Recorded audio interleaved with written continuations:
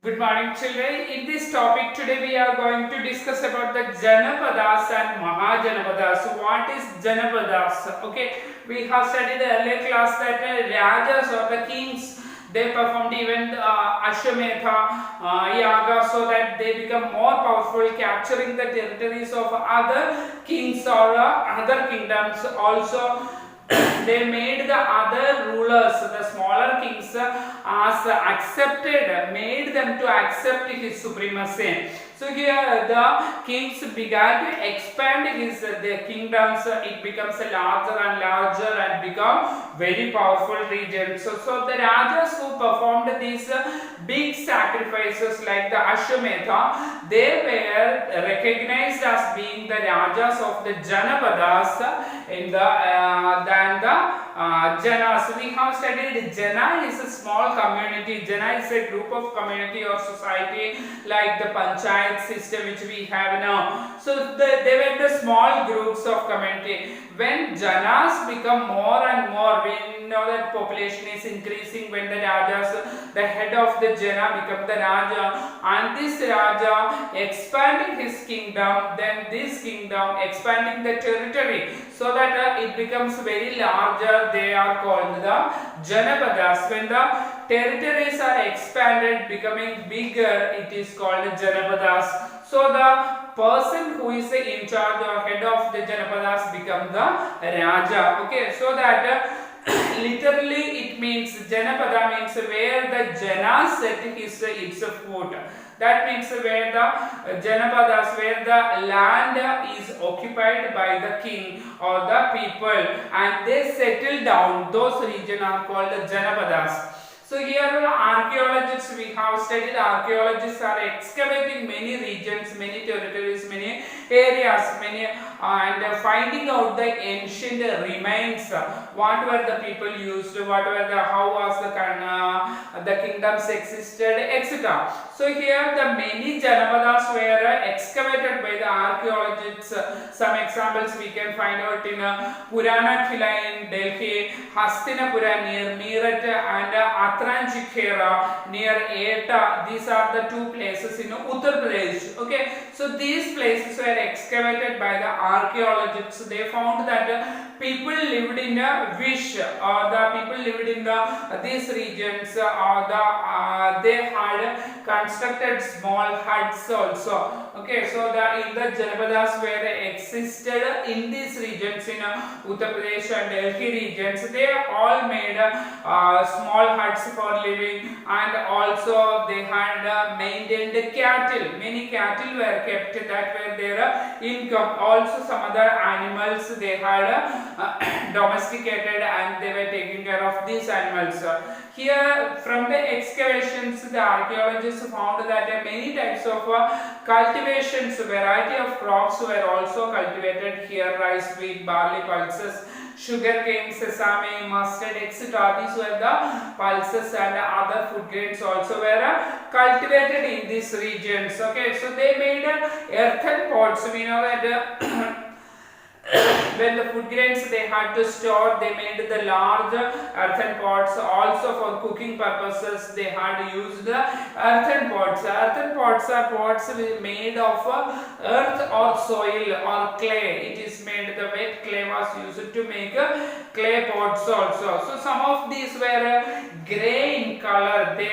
These pots were grey in color and others were red also. One special type of the pot which was also, or pottery which was found here, has known as painted greyware. That means it had some specially designed pots also they made. So very clearly we can find that these were painted. They had painted some designs on the pots also. Okay, beautifully made some sort of symbol lines and geometric patterns also were painted on these pots.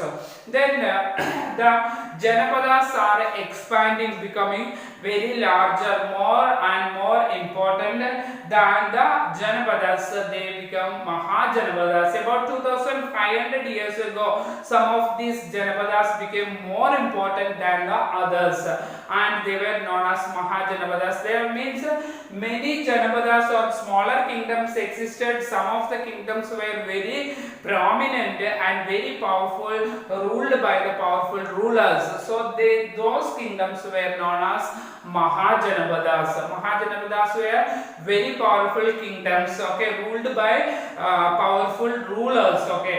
Some of them we can find out in the North India, especially most Janapadas had a capital city also, okay, like the modern day. Also for the administration purpose, they had a capital city also. Mahajanapadas had a capital city. Sometimes they were fortified. What is fortified? That means these Mahajanapadas had surrounding walls all around the kingdom. All the Mahajanapadas, they constructed the huge walls of wood or bricks, also stones. They constructed the large forts also, or fortified, or the great walls were constructed all around the city also. For that, so that they can protect the people from the attacks of other rulers, from other Janapadas or other kingdoms. The rulers will not attack. Even if the rulers attack the kingdom, people will be protected. So they were also afraid of the attacks of other kings also. Sometimes these people, the kings also used to wage wars with or battles with other kingdoms in order to become more powerful and capture the land. Also other kingdoms, from the other kingdoms, also they wanted to become more rich and powerful. They also wanted to show their power to other rajas, so that they used to wage war with the other regions. Also we know that they wanted agricultural land for their people, so that they used to attack the other areas also. Here we know if the forts are constructed, or the city or their kingdoms are fortified, it is easy to control the people. The kings can easily control all the people.